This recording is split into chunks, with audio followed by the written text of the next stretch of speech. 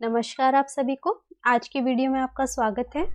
अब हम कर रहे हैं हीमेटोलॉजी, ऑन्कोलॉजी और इम्यून सिस्टम, ये दोनों सिस्टम कंबाइंड, क्योंकि इनके क्वेश्चंस आपस में ओवरलैप करते हैं, इसलिए कंबाइंड लिए गए सिस्टम्स हैं। आज ये सेकंड वीडियो है और यहाँ पे जो है सारे क्वेश्चंस मोसबी सॉन्डर्स और लिपिनकोट से हैं, प्लस प्रीवियस ईयर क्वेश्चंस हैं। और मैं बोलना चाहूँगी कि जो नए बच्चे जुड़ रहे हैं, ये एक सिस्टमेटिक सीरीज़ चल रही है, जैसा कि मैं रोज़ बोलती हूँ। तो सारे सिस्टम जो अभी तक 5 सिस्टम कवर हो गए हैं, इनकी वीडियो देखने के लिए आप प्लेलिस्ट में जाके देख सकते हैं और अपनी कंसिस्टेंसी जो है वो बरकरार रखिए। अभी आगे बहुत कम टाइम रह गया है, टाइम जो है छूमंतर हो रहा है, एग्ज़ाम आने वाला है, पास में ही है, तो तैयारी अभी से करनी होगी, तो बिल्कुल ढील नहीं देनी है। और अगर आपको वीडियोस पसंद आ रही है, कंटेंट पसंद आ रहा है, तो लाइक कमेंट ज़रूर कीजिएगा और दूसरों से भी शेयर कीजिए चैनल। और अगर सब्सक्राइब नहीं किया है तो सब्सक्राइब कर सकते हैं फॉर मोर वीडियोस। चलिए इसी नोट पे शुरुआत करते हैं आज की वीडियो की। First question is, the nurse is reviewing the laboratory result of the client diagnosed with multiple myeloma. What would the nurse expect to note specially in this disorder? Multiple myeloma एक cancerous disease है। इसमें क्या होता है कि जो bone marrow के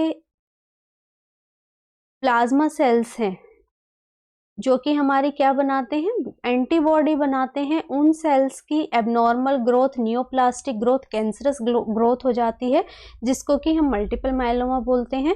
अब यहाँ जो बोन मैरो में, जब मैंने कल बताया था कि बोन मैरो ही हमारे सेल्स प्रोड्यूस करती है, अब बोन मैरो में हेल्दी सेल्स तो कम बन रहे हैं, लेकिन जो अनहेल्दी सेल्स हैं, जो बेकार के सेल्स हैं, जो कैंसरस सेल्स हैं, जो नियोप्लास्टिक सेल्स हैं, वो एबनॉर्मली ग्रो करते जा रहे हैं, जिसके चलते क्या क्या हो जाएगा कि बोन जो है वो एबनॉर्मली टूटने लग जाएगी, बोन वीक हो जाएगी, क्योंकि बोन की एक्टिविटी जो बढ़ रही है, और बोन से जो एक्टिविटी बढ़ रही है वो एक डिस्ट्रक्टिव वे में बढ़ रही है, टूटने वाले वे में बढ़ रही है, तो बोन का सारा कैल्शियम बाहर निकल जाएगा और जिससे कि क्या हो जाएगा, वहाँ पे कमी हो जाएगी। यहाँ पे एक सिम्टम्स होते हैं, क्रैब करके बोलते हैं, जो मल्टीपल माइलोमा में होते हैं।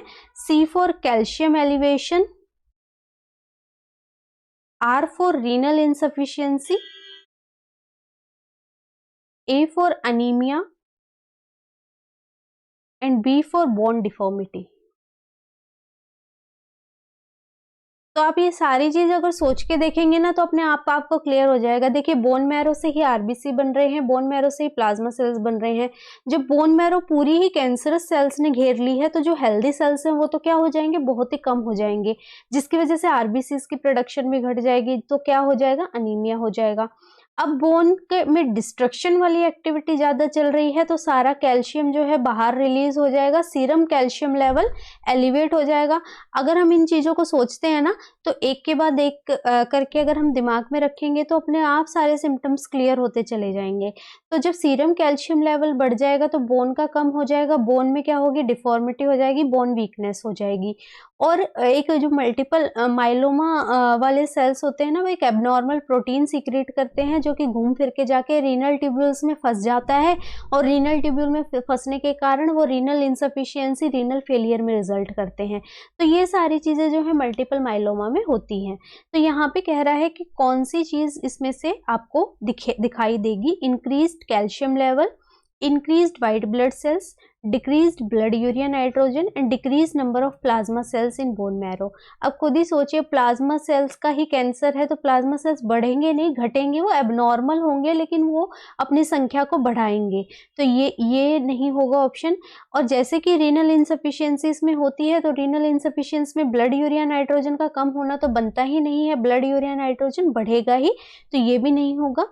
Increased white blood cells, white blood cells जो हैं वो इंक्रीज, शुरू में इंक्रीज होते हैं, लेकिन उसके बाद जो है डिक्रीज होने लग जाते हैं, तो ये भी नहीं होगा। इंक्रीज्ड कैल्शियम लेवल, मैंने बता दिया कि क्यों कैल्शियम बढ़ेगा, तो ए राइट आंसर रहेगा, increased calcium level. Next, the nurse is creating a plan of care for the client with multiple myeloma and include which priority intervention in the plan। एक patient है जिसको multiple myeloma है, तो कौन सा priority nursing intervention इसमें से add करना है। Option A, encouraging fluids, B, providing frequent oral care, C, coughing and deep breathing, and D, monitoring the red blood cell count. यहाँ पे देखिए, देखने से तो लग रही है सारी ही चीज़ें ज़रूरी हैं, लेकिन यहाँ प्रायोरिटी की बात पूछी गई है, तो प्रायोरिटी रहेगी एनकरेजिंग फ्लूइड, ताकि क्या ना हो, कैल्शियम डिपोजिशन ना हो बॉडी में, क्योंकि अगर बहुत ज़्यादा कैल्शियम हो जाएगा तो वो क्या करेगा, वो ईसीजी चेंजेस करेगा और कार्डियक चेंजेस कर सकता है। तो ज़्यादा फ्लूइड होगा, प्लस जो रीनल इनसफिशियंसी हो रही है, जब तक कि रीनल फेलियर नहीं होता, रीनल इनसफिशियंसी हो रही है, रीनल क्लियरेंस को बढ़ाने के लिए फ्लूइड को क्या करना है, एनकरेज करना है। Oral care, coughing, deep breathing, ये पार्ट ऑफ रेजिम रहेगा, ट्रीटमेंट रेजिम रहेगा, लेकिन प्रायोरिटी रहेगी encouraging fluid. Next, the nurse should plan to implement which intervention in the care of the client experiencing neutropenia as the result of chemotherapy. Neutropenia, neutrophils की count को कम होने को बोलते हैं। न्यूट्रोफिल क्या है, एक WBC का टाइप है, और WBC क्या होते हैं, हमारे वॉरियर होते हैं, हमारे बॉडी में इन्फेक्शन से अगेंस्ट लड़ने की क्षमता प्रोवाइड करते हैं। जब WBC कम हो गए, इसका मतलब हमारी जो हमारी प्रतिरोधक क्षमता है, इम्यून जो सिस्टम है हमारा, वो कैसा हो गया है, वीकन हो गया है, क्योंकि वो सेल्स ही नहीं है बॉडी में जिनको लड़ाई करनी थी, जिनको सबसे आगे जाके लड़ना था। इनको और भी क्या बोलते हैं, नेचुरल किलर सेल्स भी टर्म करते हैं। तो यहाँ पे क्या करना है ऐसे केस में, option A restricting all visitors, B restrict fluid intake, C teach the client and family about the need for hand hygiene, and D insert an indwelling urine catheter to prevent skin breakdown। अब यहाँ पे उन सारी चीज़ों का ध्यान रखना है जो कि पेशेंट को इन्फेक्शन ना दे। तो हम सारे विजिटर्स को रेस्ट्रिक्ट नहीं कर सकते हैं, तो ये नहीं होगा। हम विजिटर्स को लिमिट कर सकते हैं, not restrict. Fluid intake restrict नहीं करना है, एनकरेज करना है।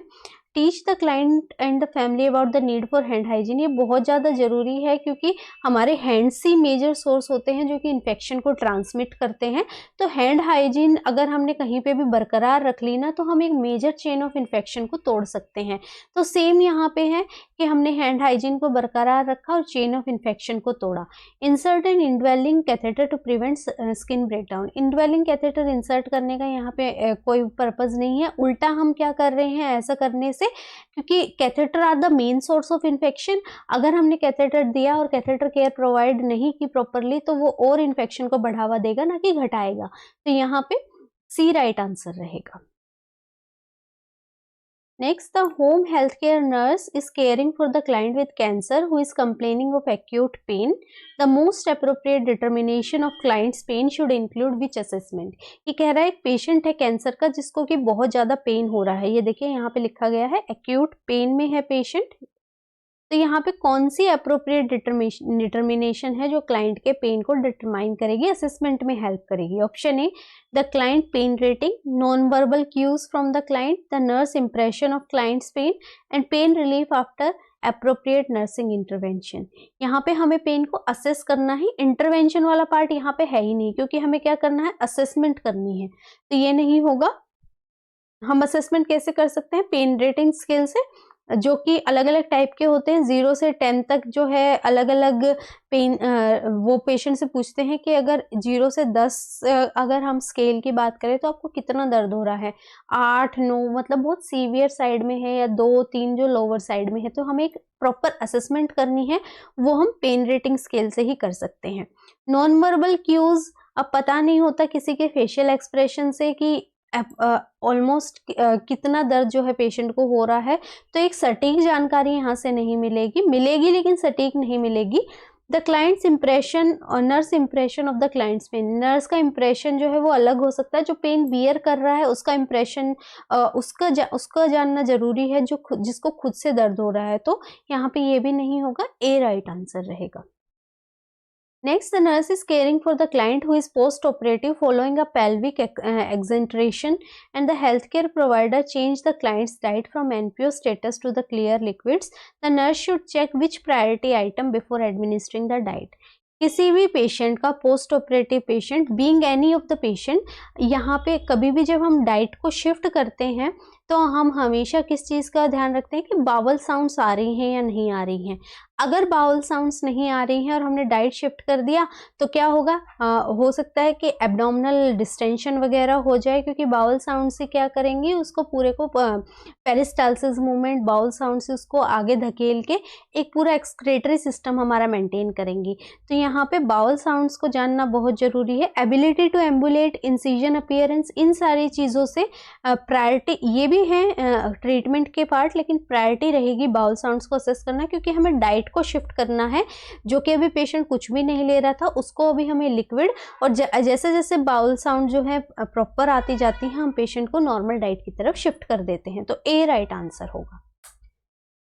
Next, the client is admitted to the hospital with suspected diagnose of Hodgkin's disease, which assessment finding would the nurse expect to note specially in the client? Hodgkin's disease क्या होता है? Lymph node का जो है cancerous condition है, जहाँ पे lymph nodes involve होती हैं, लिम्फेटिक सिस्टम इन्वॉल्व होता है। जो हॉटकिंस डिजीज है वहाँ पे बॉडी के जो है लिम्फ नोड्स में स्वेलिंग हो जाती है, वहाँ पे एबनॉर्मल जो है सेल ग्रोथ होने की वजह से वहाँ स्वेलिंग रिजल्ट करती है। जो हॉटकिंस डिजीज होती है, एक दूसरा होता है नॉन हॉटकिंस डिजीज।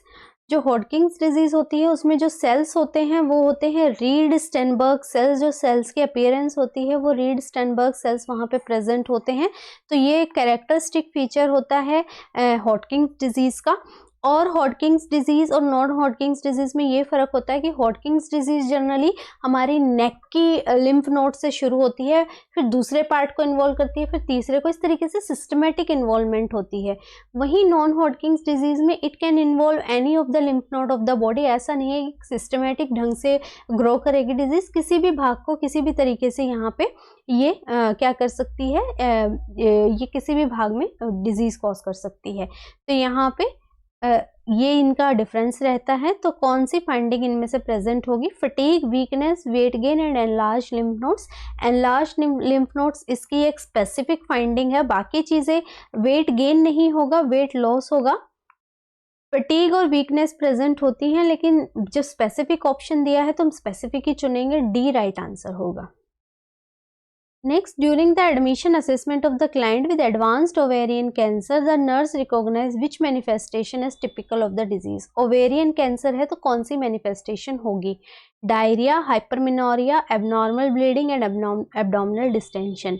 ओवरीज हैं, ओवरीज जो है ओवेरियन कैंसर है, कैंसर रप्चर करके क्या कर सकता है, पेरिटोनाइटिस कर सकता है, तो एब्डोमिनल डिस्टेंशन यहाँ पे प्रेजेंट होगी। डायरिया यहाँ पे नहीं होगा क्योंकि अनरिलेटेड फाइंडिंग है, तो ये नहीं रहेगा। हाइपरमिनोरिया और एबनॉर्मल ब्लीडिंग जो है ये यूट्राइन कैंसर में देखने को मिल सकती है, ओवेरियन में नहीं। तो यहाँ डी राइट आंसर रहेगा। Next, the nurse is caring for a client with lung cancer and bone metastasis. Which sign and symptom would the nurse recognize as indication of possible oncology emergency? Select all that apply.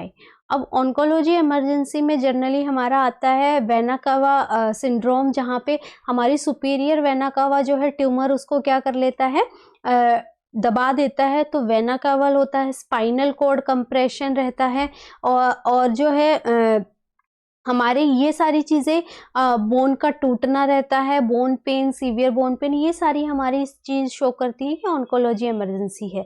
तो यहाँ पे देखिए facial oedema in the morning ये रहेगा, क्योंकि ये superior vena cava syndrome show कर रहा है। मैंने अभी बताया कि जब वेना कावा को क्या कर लेता है, ट्यूमर कंप्रेस करता है, तो periorbital oedema, facial oedema, ये सारे सिम्टम्स प्रेजेंट होते हैं।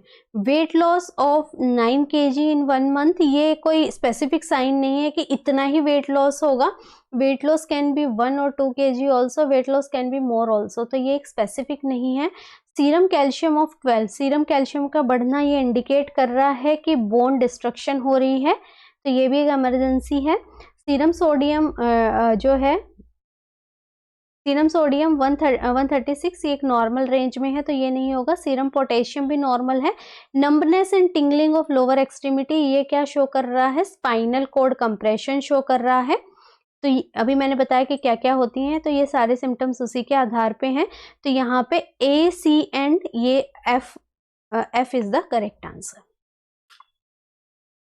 Next, the client who has been receiving radiation therapy for bladder cancer tells the nurse that it feels that if she is avoiding through the vagina, the nurse interprets that the client may be experiencing which condition.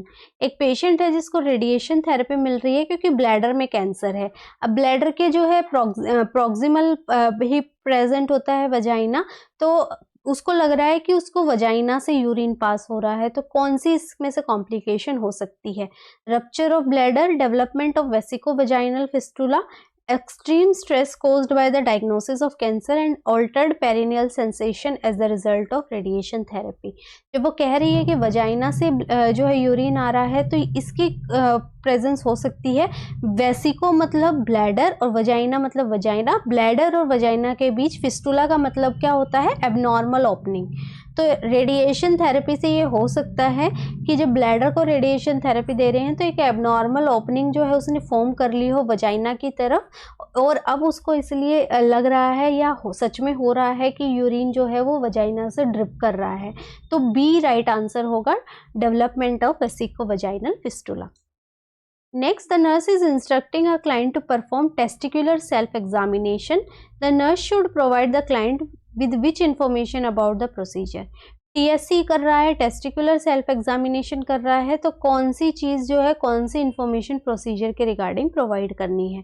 Option A, to examine the testicle while lying down. Lying down नहीं है, standing position में जो है testicle examine करने के लिए बोलते हैं. Best time is after a shower.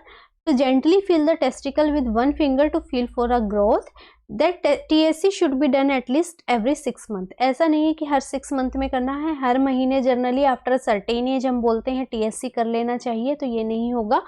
1 finger से नहीं, पूरा जो है 4 फिंगर और थंब से हम पालपेट करके देखते हैं, तो ये भी नहीं होगा. और यहाँ पे शावर के बाद जो है, जो टेस्टिकल स्किन होती है, टेस्टिकल्स होते हैं, वो रिलैक्स होती है. तो हॉट वार्म शावर और शावर के बाद ही जनरली हम बोलते हैं टेस्टिकुलर सेल्फ एग्जामिनेशन करने के लिए. तो बी राइट आंसर होगा. Next, the nurse is conducting a history and monitoring laboratory value on the client with multiple myeloma. Multiple myeloma में क्या क्या प्रेजेंट होगा? ठीक है, ये अब आप भी आंसर कर सकते हैं. देखिए यहाँ पे पैथोलॉजिकल फ्रैक्चर, यस ये प्रेजेंट होगा. Urine analysis positive for nitrites, ये भी होगा, क्योंकि जैसे कि प्लाज्मा सेल्स एंटीबॉडी बनाते हैं, तो प्लाज्मा सेल्स के कैंसर्स की वजह से क्या हो जाएगा, हमारा इम्यून सिस्टम, हमारा इम्यून रिस्पॉन्स वीकन हो जाएगा. और इम्यून रिस्पॉन्स जब वीक होता है तब हमारे क्या होती है, हमारी बॉडी में बैक्टीरियल या अदर फंगल वायरल ग्रोथ होती है. तो बैक्टीरियल ग्रोथ होने की वजह से क्या होगा, नाइट्राइट की प्रेजेंस होना यूटीआई शो करता है, तो ये हो सकता है. देन हीमोग्लोबिन 15 ये एक नॉर्मल फाइंडिंग है. Calcium 8.6 is normal finding. Creatinine 2 ये रीनल इनसफिशियंसी को होना इंडिकेट करता है, तो ये भी होगा. तो A, B and E are the right option. अगर एक बार इसकी फंडा समझ लोगे ना कि ये क्या करता है, तो आगे के ऑप्शंस जो है आप अपने आप ही सोच के, थोड़ा सा यहाँ पे कुछ सोचना ही नहीं पड़ा. ठीक है, क्योंकि अगर आपको पता है कि ये करता है तो उससे रिलेटेड ही सारे सिम्टम्स यहाँ पे दिए हुए हैं, आप इजीली सेलेक्ट कर सकते हैं. Next, a gastrectomy is performed on the client with gastric cancer. In the immediate post-operative period, the nurse notes bloody drainage from the nasogastric tube. The nurse should take which action?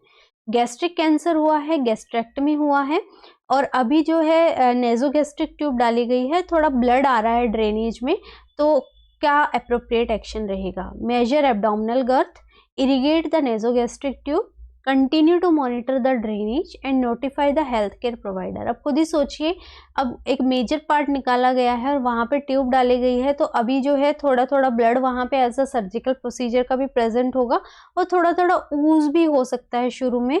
तो थोड़ा blood होना is a normal finding. ऐसे case में continue करना है monitor the drainage. अगर ज़्यादा drainage हो रही है तब हेल्थ केयर प्रोवाइडर को इन्फॉर्म करना है.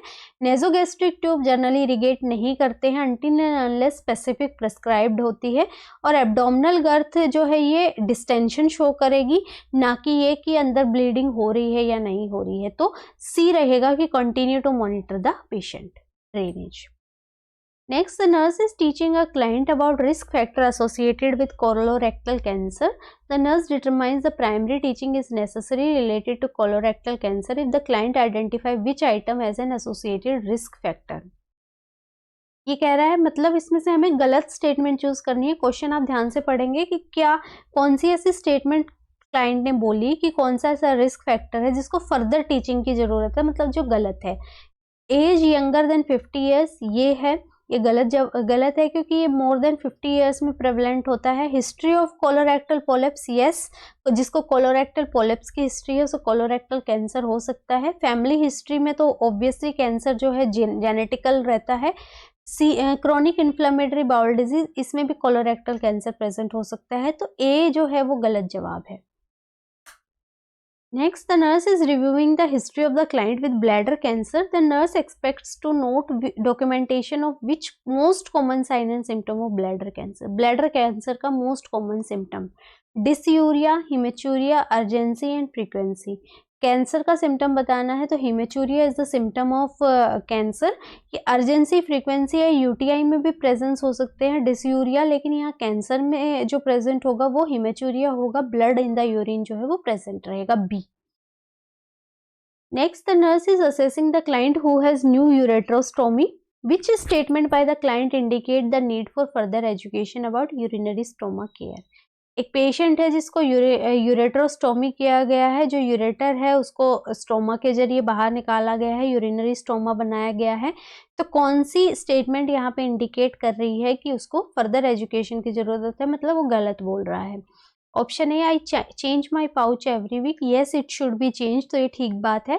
I change the appliance in the morning, ये भी ठीक बात है कि मॉर्निंग में ही आपको क्या करना है, क्लीन करके जो है न्यू अप्लायंस लगा लेना है। I empty the urinary collection bag when it is 2/3 full, ये गलत स्टेटमेंट है। हमें जनरली 1/3 पे ही खाली कर देना चाहिए। क्यों? क्योंकि अगर ये स्टोमा पे बैग लटका हुआ और इसमें ज़्यादा प्रेशर हो गया तो ये यहाँ से इसको क्या कर देगा, हटा देगा। तो इसीलिए इसको 1/3 होने पे फुल कर देना चाहिए, ताकि जो उसकी बाइंडिंग है वो प्रॉपर रहे और वो बोझ के उससे वो बाइंडिंग ना हटे वहाँ से। तो यहाँ पे ये गलत स्टेटमेंट है, तो यही सही आंसर है क्योंकि हमें गलत स्टेटमेंट को ही चूज करना था। इस तरीके के क्वेश्चंस जो आते हैं ना, वहाँ पे आपको थोड़ा ध्यान से समझना होगा, क्योंकि कई बार आप जो है वो फर्दर टीचिंग वाले स्टेटमेंट नहीं समझते हैं और आप गलत कर देते हैं क्वेश्चन। तो यही चीज़ ध्यान में कि हमें गलत स्टेटमेंट चूज करनी है या सही, पहले तो आप वो क्वेश्चन में ध्यान से पढ़िएगा, फिर आप आगे की तरफ प्रोसीड करेंगे। Next is, the client with carcinoma of the lung develops SIADH as a complication of the cancer. The nurse anticipates that the healthcare provider will request which prescription, select all that apply. SIADH syndrome of inappropriate antidiuretic hormone, ये जो है जब tumour जो बढ़ जाता है size में, तब जो है ADH जो कि हमारा प्रोड्यूस हो रहा है उसको क्या कर देता है, उसकी प्रोडक्शन को बढ़ा देता है। ADH का क्या काम होता है, एंटी डायूरेटिक हार्मोन है। तो एंटी डायूरेटिक हार्मोन क्या करता है, डायूरेसिस का मतलब है बॉडी से पानी का निकल जाना, एंटी का क्या मतलब उसके अपोजिट, तो ये वाटर रिटेन करने में हेल्प करता है ना। तो जब इसका लेवल बहुत ही ज़्यादा बढ़ गया तो ये सारा ही वाटर क्या कर लेता है, रिटेन कर लेता है, फ्लूइड ओवरलोड कर देगा बॉडी में, ठीक है, फ्लूइड ओवरलोड कर देगा, यूरिन आउटपुट को बहुत कम कर देता है। तो ये syndrome of inappropriate anti diuretic hormone जो है, इसको कम करने के लिए, ADH को कंट्रोल करने के लिए क्या करना पड़ेगा, ट्यूमर के साइज को करना पड़ेगा कंट्रोल, क्योंकि ट्यूमर का साइज ही क्या कर रहा है, इसके एबनॉर्मल ग्रोथ को, इसके एबनॉर्मल प्रोडक्शन को बढ़ा रहा है। तो यहाँ पे रेडिएशन थेरेपी देंगे, कीमोथेरेपी देंगे, फ्लूइड इनटेक इंक्रीज नहीं करना है क्योंकि ये सारा रिटेन कर रहा है, और रिटेन होने की वजह से बॉडी में क्या हो जाएगा, हाइपोनेट्रीमिया हो जाएगा, ठीक है। हाइपोनेट्रीमिया क्यों, क्योंकि सॉल्वेंट जो पानी है उसकी मात्रा बढ़ गई है और सॉल्ट की मात्रा उसके कंपैरिजन में कम हो गई है। तो यहाँ फ्लूइड इंटेक इंक्रीज नहीं करेंगे, सोडियम इंटेक डिक्रीज नहीं करना है, बढ़ाना है। सीरम सोडियम लेवल डिटर्मिनेशन ये मेंटेन करके रखना है, और medication that is antagonist to antidiuretic hormone, इसका एंटागोनिस्ट जो है वो भी देना है, ठीक है। तो ये यहाँ पे A, B, E and F are the right option. ये सारी चीजें SIADH में होती है, इसको कम करने के लिए ये करना पड़ेगा, ठीक है। Next, the nurse is monitoring the client with the sign of superior vena cava syndrome. अभी हमने पीछे क्वेश्चन में देखा था सुपीरियर वेना कावा सिंड्रोम, जब ट्यूमर जो है सुपीरियर वेना कावा को कंप्रेस करने लग जाता है, तो अर्ली साइन क्या होगा, cyanosis, arm oedema, periorbital oedema, mental status change. यहाँ पे पेरीऑर्बिटल अडीमा या फेशियल अडीमा आफ्टर नाइट जो है जनरली देखने को मिलता है, तो सी राइट आंसर रहेगा इसका। Next, the nurse manager is teaching the nursing staff about sign and symptom related to hypercalcemia in the client with metastatic prostate cancer and tell the staff that which is a late sign or symptom of oncological emergency. Late sign, अब hypercalcemia है तो वो sign and symptom बता रहा है, तो late sign क्या होगा हाइपरकैल्सीमिया का? Headache, dysphagia, constipation, ECG changes. अब जो कैल्शियम का बहुत ज़्यादा बढ़ना कार्डियक इफेक्ट डालता है, जो कि बहुत डेंजरस भी है और लेट साइन भी होता है, तो डी राइट आंसर रहेगा ECG changes. Next, as a part of chemotherapy education, the nurse teaches a female client about the risk of bleeding and self-care during the period of greatest bone marrow suppression. The nurse understands that further teaching is needed if the client makes which statement. Chemotherapy दी जा रही है तो patient को जो है bleeding और self care के बारे में बता रहे हैं, क्योंकि कीमोथेरेपी के टाइम बोन मैरो जो है सप्रेस हो जाती है, तो जो बोन मैरो प्लेटलेट सिक्रीट कर रही है, डब्ल्यूबीसी, आरबीसी, उनका प्रोडक्शन क्या हो जाता है, कम हो जाता है। तो कौन से स्टेटमेंट फर्दर टीचिंग की जरूरत है यहाँ पे? Option A, I should avoid blowing my nose, yes she should, क्योंकि कोई भी ऐसी फोर्सफुल एक्टिविटी नहीं करना है जिससे ब्लीडिंग इनिशिएट हो जाए, क्योंकि यहाँ ब्लीडिंग इनिशिएट हो गई तो उसको रोकना बहुत मुश्किल हो जाएगा, तो ये सही बात है। I may need a blood transfusion if blood count is low, ये भी ठीक बात है। I am going to take aspirin for my headache as soon as I get home, ये गलत स्टेटमेंट है, क्योंकि एस्पिरिन एक एंटीप्लेटलेटिक एजेंट है, पहले ही ब्लीडिंग टेंडेंसी है, ऊपर से एंटीप्लेटलेट देना जो है डेथ को इन्वाइट करना है, तो यहाँ सी राइट आंसर होगा, क्योंकि हमें यहाँ गलत स्टेटमेंट को चूज करना था।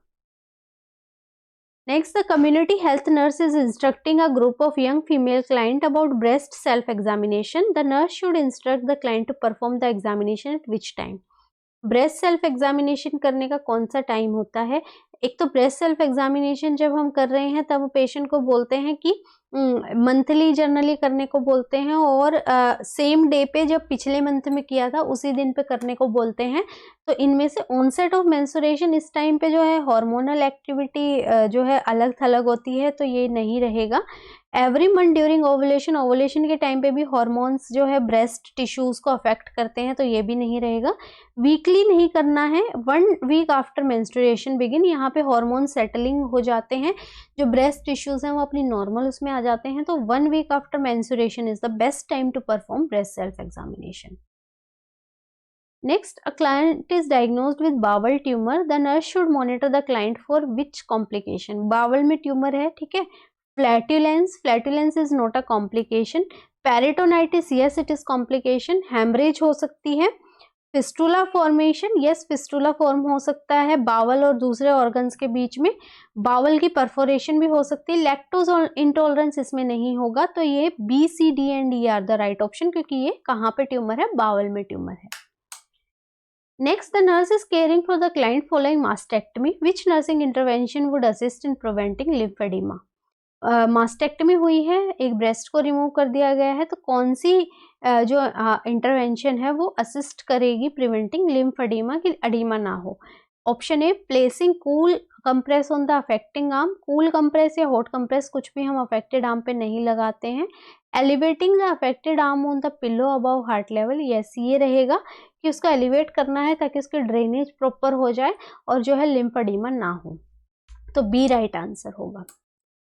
Next, the chemotherapy dosage is frequently based on TBSA, total body surface area. So it is important for the nurse to perform which assessment? Body surface area देखने के लिए हमें weight और height लेना जरूरी है, तो यहाँ देखिए abdominal girth से नहीं पता लगेगा, BMI जो है वो अलग रहता है, हमें यहाँ पे body surface area देखना है, तो ये भी नहीं रहेगा। Current weight and height is the right option. Ask नहीं करना है, खुद से नापना है, तो यहाँ पे सी राइट आंसर रहेगा। Next, a client with squamous cell carcinoma of the larynx is receiving bleomycin. The nurse caring for the client anticipate that which diagnostic study will be performed. जब ब्लियोमाइसिन देते हैं ना तो वो pulmonary system को depress करता है, तो जब ब्लियोमाइसिन चलता है तो हमेशा पल्मोनरी फंक्शन स्टडीज जो है वो कंडक्ट करते हैं टू सी द पल्मोनरी कि पल्मोनरी जो हमारा सिस्टम है वो पूरे तरीके से काम कर रहा है या नहीं कर रहा है, तो डी राइट आंसर होगा। Next, the nurse prepares a teaching plan for the client receiving anti-neoplastic medication. Anti-neoplastic मतलब कैंसरस जो कीमोथेरेप्यूटिक ड्रग चल रहे हैं।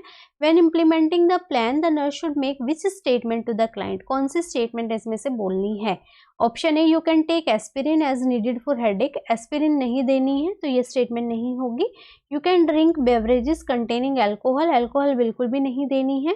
You need to consult HCP before receiving immunization, ये रहता है क्योंकि देखिए जब नियोप्लास्टिक ड्रग देते हैं तो इम्यून जो है सिस्टम वो डिप्रेस्ड रहता है और कोई भी इम्यूनाइजेशन जो है उल्टा पड़ सकता है, तो यहाँ पे ये बोलेंगे कि आपको क्या करना है, इम्यूनाइजेशन कुछ भी ले रहे हैं तो अपने हेल्थ केयर प्रोवाइडर को इन्फॉर्म करना है, कंसल्ट करके ही लेना है, तो सी राइट आंसर होगा। Next, the client with ovarian cancer is being treated with vincristine. The nurse monitor the client knowing that which manifestation indicate adverse effect. जब विनक्रिस्टिन लेते हैं मैक्सिमम ऑलमोस्ट सब पेशेंट्स में पेरिफेरल न्यूरोपैथी देखी जाती है जो कि इसका एक साइड इफेक्ट है, तो उस चीज के लिए पेशेंट को मॉनिटर करेंगे। Next, the client with metastatic breast cancer is receiving tamoxifen. The nurse specially monitor which laboratory value when taking this medication. tamoxifen ले रहे हैं तो कौन सी laboratory value को देखेंगे? Glucose level, calcium level, potassium and prothrombin level. ये जो tamoxifen होता है ये बोन डिस्ट्रक्शन एक्टिविटी करता है, तो सीरम कैल्शियम लेवल हम एलिवेट हो सकता है जो कि कार्डियक चेंजेस भी बाद में कर सकता है, तो ये कैल्शियम लेवल को tamoxifen के साथ मॉनिटर करना है। Next, the nurse is providing medication instruction to the client with breast cancer who is receiving cyclophosphamide. The nurse should tell the client to take which action. cyclophosphamide के साथ क्या action लेना है? Take the medication with food. Increase fluid intake to 2000 to 3000. Decrease sodium intake and increase potassium intake. यहाँ पे fluid intake increase करने के लिए बोलते हैं ताकि जो रीनल ट्यूब्यूल्स हैं वहां पे ये इफेक्ट ना डाले और जो है रीनल क्लियरेंस चलती रहे, तो बी राइट आंसर रहेगा। So this was all about for today. I hope आपको समझ में आया हो आज की क्लास। तो आगे आने वाली क्लासेस के लिए कंसिस्टेंट रहिए, बने रहिए वीडियोस के साथ। आपको वीडियो पसंद आई है तो लाइक कमेंट जरूर कीजिएगा। चैनल नहीं सब्सक्राइब किया है तो सब्सक्राइब कर सकते हैं for more videos. Thank you.